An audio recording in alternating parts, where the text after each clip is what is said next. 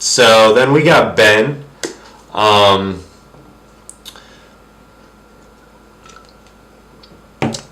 Some interesting things that I think have happened with Ben in the last couple of seasons.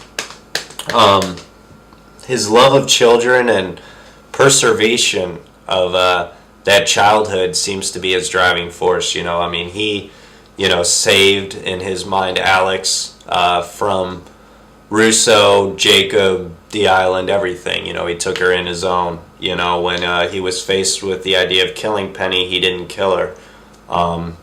As soon as he saw Charlie. I mean, I think all those kind of points resonate really well. And I think that's, I don't know, I think that's some interesting stuff.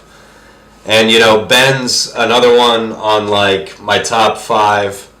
I guess I put this one, I think, actually, I don't know, maybe 4. We'll put it at 4.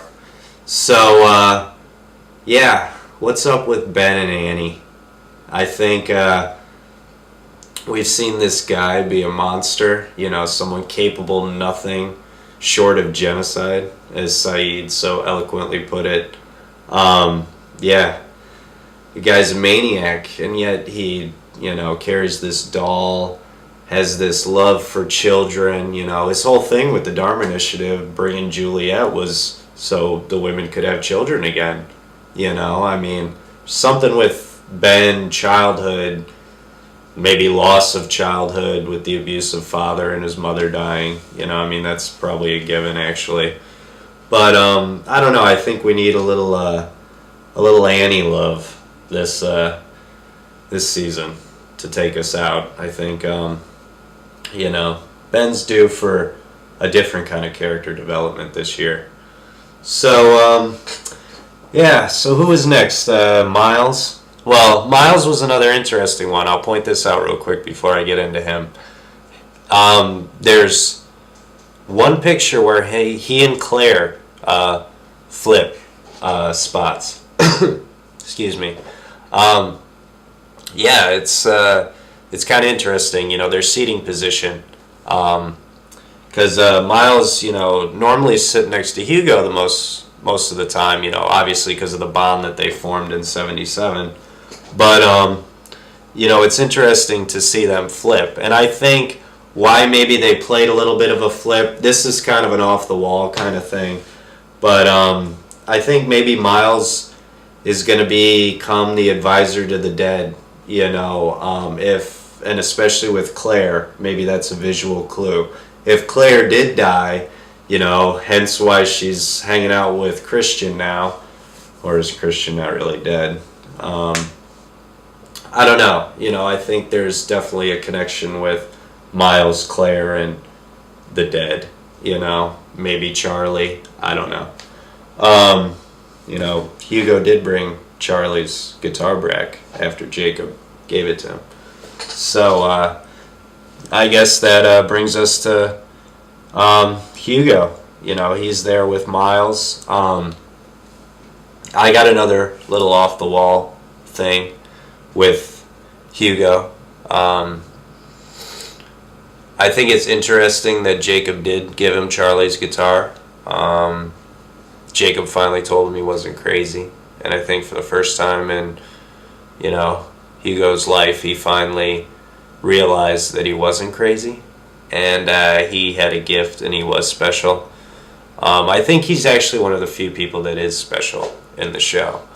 And I think he's going to do something kind of miraculous. I think the reason why Jacob gave him the guitar is going to tie into Charlie's death and Hurley speaking with Charlie so much. And I think that in turn is going to tie into Son finding Charlie's ring in 2007. Because in the scheme of timeline now, if Jacob gave Hurley Charlie's guitar, that means Charlie's guitar was in 1977. And Son finds Charlie's drive shaft ring in 2007, meaning amidst all the chaos and everything, Charlie's ring was still on the island. I think there's going to be some sort of connection there with Hurley, either just plain on resurrecting Charlie from the dead, since it was his best friend, or if the Man in Black can reincarnate himself as John Locke, obviously, what's to say Jacob didn't let himself die and is going to resurrect as Charlie?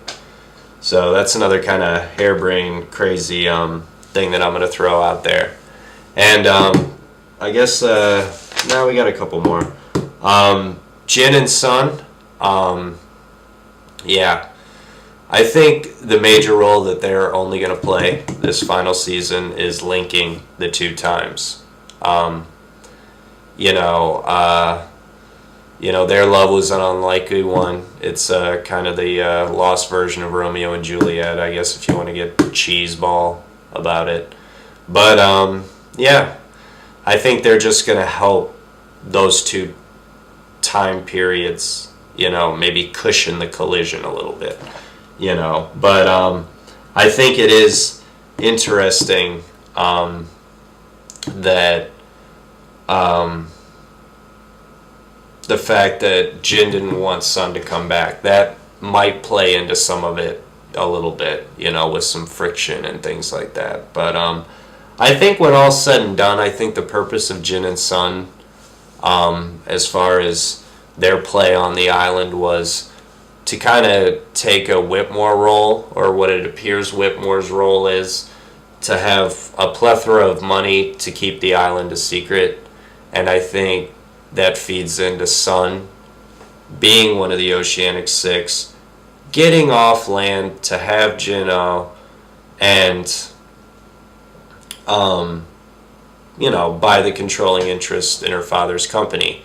And I think once they're reunited, they can then leave the island and they can keep it a secret, kind of like Whitmore does, by using, obviously, Pac Industry resources. So that's another kind of one of the crazy harebrain out there. But anyway, so Frank, Mr. Lapidus, Jeff Fahey, awesome that they gave him that part. I think it's genius. He's like one of the most underrated actors. He's great in the show.